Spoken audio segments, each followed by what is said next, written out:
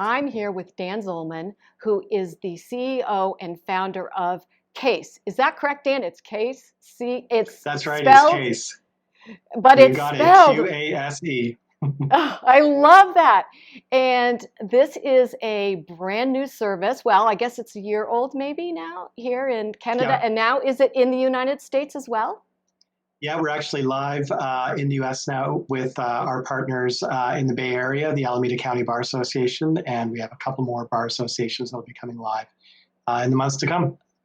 Well, that's great. So I'm going to read because I thought it was so important what I understand about your company and what you're trying to do, which is to improve. Here it is. I'm really going to read this because I think it's important to get it right. Your goal is to improve access to justice while simplifying and streamlining work for lawyers. And you're doing this all online. Is that correct? Yeah, that's correct. So my background actually is in telemedicine and teleeducation. And one of the things that I saw was that legal services was falling further and further behind. And if we can deliver healthcare remotely, we can deliver legal services remotely. So we set out to do this actually, we started in 2018. And we had no idea, of course, that we're going to enter into a global pandemic where it goes from, online delivery is nice to now online delivery is what we must have. That is so, I really appreciate what you've done. And I mean, again, the idea of giving access to more people. So tell me a little bit about some of the challenges that you've had even before COVID hit, moving to an online environment. Well, I think the technologies were already well in place to do this. As I mentioned, they're kind of tried and true for those delivering telemedicine. But in the case of legal services delivery, we've got a regulatory structure that's quite tight for lawyers for legal services. We've got really organizational change issues in that law is a fairly conservative profession with good reason, but a fairly conservative and change-resistant profession. And for clients too, this is a new way of delivering. And our early market research indicated that, while the pre-COVID again, but while 30% of folks were really excited about the idea of video conferencing with their lawyer, 30% hated the idea too. So we knew that we had to approach this, carefully and thoughtfully as really fundamentally a change management issue. Interesting. And tell us a little bit now, you started the company and you were part of the British Columbia New Ventures Top 25. What the heck is that?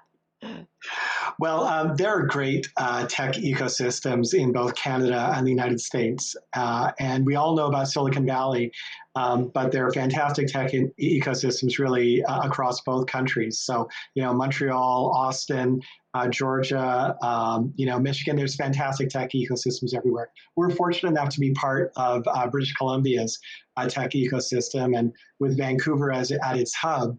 And every year they run a competition for startups. And I guess last year there were roughly 250 startups that entered into it. And so, yeah, we were pretty excited to be shortlisted down to the top 25. Gave us a lot of recognition in our hometown, which is nice. And really legitimacy, on both sides of the border, because after getting on that short list, we got inbound calls from investors in Seattle and in San Francisco, and it was really it was a great honor to be selected. Oh, that's, I just love that. It's so fun when you're part of the top 25. That's great. And then tell me, okay, you're moving along. You really piloted it, in 2019. All of a sudden, year later, you're ramping up and COVID hits. Tell us a little bit about what you said earlier about engaging. And did you get a call from the Alameda Bar Association to help with legal services? Tell me a little bit about that. Yeah, so I'll give you a quick snapshot of it. So we had spoken to Alameda County Bar Association towards the end of 2019. We'd met them at an American Bar Association conference, actually, for state and county bar associations. They run law referral services. There's probably about 500 in the United States. And we had a great conversation with them. They've got a fantastic CEO and I suggest you actually have an interview with her. She's just amazing. Um, and we agreed that we signed an agreement with them, and that they were going to use Qase, and we kind of set out a timeline to do this. And the long and the short of it is COVID hit, and we took a September timeline and we advanced it to the start of April. And the reason why was one of the things that we wanted to do with Qase, and the reason why it's appealing for state and county bar associations, is the idea of using it for virtual pro bono service delivery. So most of these bar associations run monthly legal clinics, church basements, recreation centers. And we got an urgent phone call saying, we're going to have to close these down. This was March. They could see it coming. They could see the writing on the wall. And literally hundreds of people each month in Alameda County, they've got a population of 1.8 million folks over there. We're facing the prospect of losing access to pro bono legal services. So we mashed the gas pedal, and we went live with virtual pro bono in April, and then we followed up with what was really the centerpiece, which was to support their for-profit lawyer referral service, and we managed to bring that live in June. So it was a lot of sleepless nights for everybody here, but we were thrilled to be able to get it up and running and to be able to support the community in that way. That is so fantastic. And if you looked at in terms of the technology itself and delivering it to a new clientele, did you have any specific or challenges, even related maybe to crossing borders? What, if anything, was a problem? I think that the toughest problems were the ones that we tried to work out pre-launch. We knew that in order to get wide adoption, we needed to give people a really fantastic end-to-end experience working with the Qase platform, both for clients and lawyers. This had to be, as easy as, one-click shopping on Amazon or booking a place to stay on Airbnb. It had to be a really seamless, easy experience. And there's a heck of a lot of moving parts in doing what it is that we're trying to do, and arguably more moving parts than in either of those examples that we gave. So the first challenge was to get something into the hands of clients and lawyers that was close enough, so that they could kind of see, and close enough so that they would then want to work with us and frankly teach us what we needed to do next. And everything right now, I talk to my team about this all the time. Our success is predicated on how quickly we can learn. And that's what's going to do. Can we learn fast enough to get this thing to the point of critical mass? Oh, that's, I really think, right, we learn so much from our clients or the people our team, our participants. It's, this idea anymore that something is, top down managed and implemented is, it's just not possible. Yeah, absolutely. Wendy, if I could just add to that to say, folks talk about the story that Henry Ford said, where if I got in the opinions of a bunch of people, they would ask, for a buggy that moves faster, right, as opposed to an automobile. And so we have to always walk this line when we're innovating between, on the one hand, trying to crystallize a coherent vision, and then on the other hand, trying to make sure that that vision actually is solving a real problem for people, right? And it's not a question of one or the other, because if you just ask people what they want, they're just going to ask for more of the same, right? On the other hand, you can't, force change on people. You have to listen, you have to learn. And my goodness, they are the ones who are teaching us how this is actually going to work. We started in the lab with an idea of how it should work. And every day on the ground, they're showing us how it needs to be done. Oh, that's, I just so appreciate you reminding us all of that. So if you, Dan, had some advice for people like yourself that had a great idea and wanted to really actualize it, what advice do you give to people starting out, or maybe even changing careers or moving from a organization to moving out on their own. Tell me some, give us some nuggets that might help people. Oh my goodness. Okay. Well, first off, if you're talking about, about quitting your day job and starting a business, um, first you got to make sure that it's an idea worth quitting for. So you got to battle test that idea. And there's all sorts of ways you can do it. I won't go into it here, but if you Google lean startup, you'll get some great ideas about how you can cost effectively validate your ideas, without necessarily, as I say, quitting the day job and, and trying to raise venture capital or something like that. So first, make sure it's an idea that you really, really believe in and that you've got some objective proof that's more than just you that believes in that. The second thing is you better really love this. Like, you have got to be passionate about it. There was something, especially during the boom period in the startup ecosystem, which I'd say is, 2015 through to COVID. There's a lot of people who are just attracted by the idea of Silicon Valley and the lifestyle and so on and so forth. Oh my goodness, it is going to be a tough slog. I started and ran a successful consulting firm for 15 years before doing this. We did more than 50 million in business. We worked across North America and Australia. Nothing prepared me for the challenges of, doing this kind of a tech startup.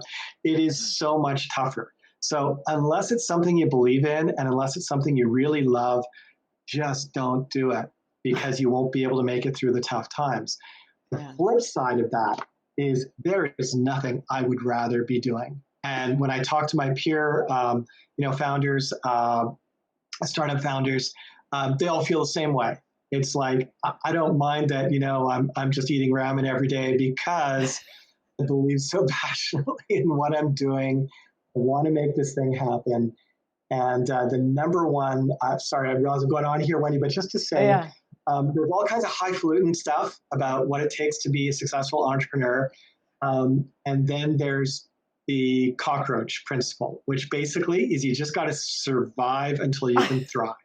So, you just got to keep going. You got to have the grit to do that. That's, I love that. I love, again, what you're saying really makes a lot of sense, because it's, takes hard work and passion and, I don't know, tenacity, I guess it is, just like you said with that cockroach. So Dan, in terms of just real quickly, do you have any of the lawyers shared with you, obviously not disclosing personal information, but any stories about how they know that the system that you've put in place has really made a difference for their clients and for them? Yeah, so maybe I'll tell a story that speaks to both clients and lawyers, because they work together to make this whole transformation successful. There was a person on Vancouver Island in British Columbia who found themselves unemployed as a result of COVID, and was concerned that their employer hadn't really followed the right guidelines in handling their layoff, and that there were, some monies that they were entitled to that they weren't being given. And, this is a problem that's very real, sadly, for millions of people really on both sides of the border right now. And they just happened to, Google employment lawyer, and they found Qase, and we connected them up with a fantastic Vancouver-based lawyer who was able to just step in and for $250 write a demand letter for them. And that made a huge difference in really their ability to make it through the coming weeks and months. And so then that person actually told a couple of their former colleagues, because it turned out this was part of a mass layoff, and there were 19 other people who were affected by it. And note again, this client and lawyers, they were separated by hundreds of miles and a big body of water. The only way to get between them is with ferry.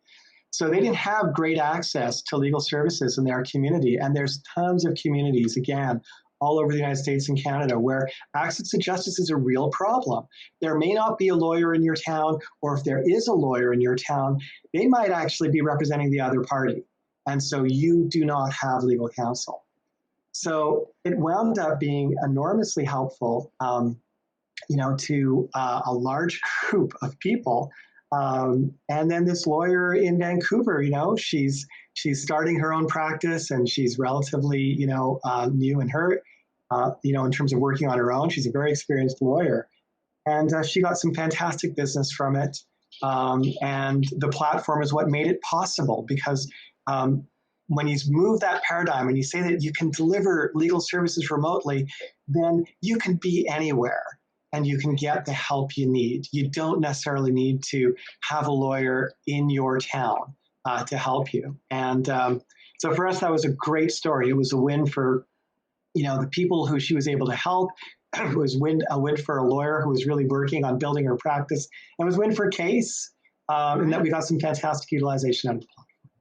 Oh, that's wonderful. And I wouldn't be surprised if those 20 people continue their relationship with that lawyer as they'll hopefully will be in a situation where people will have opportunities for reemployment or the opportunity to do something else. And, they may have formed a relationship that they wouldn't have formed that can serve them throughout the rest of their lives. So that's awesome, Dan. That's a great story. Thank you. Yeah. Good. And then finally, this is my favorite question. Who do you admire right now? And, thinking about what we're all going through, and why do you admire them? Wow. Okay. So, I mean, I, I'm going to tell you how much I admire the people who have run the election in the United States. Wow. Because when you talk about innovation on the fly, the prospect of getting, 150 million people to vote in the face of a global pandemic, and how you keep the citizens safe, how you keep the workers safe, how you adopt to new technology, new business processes, and the level of commitment that comes from that. And I know that as we speak right now, that, there's some controversy around the edges of this thing.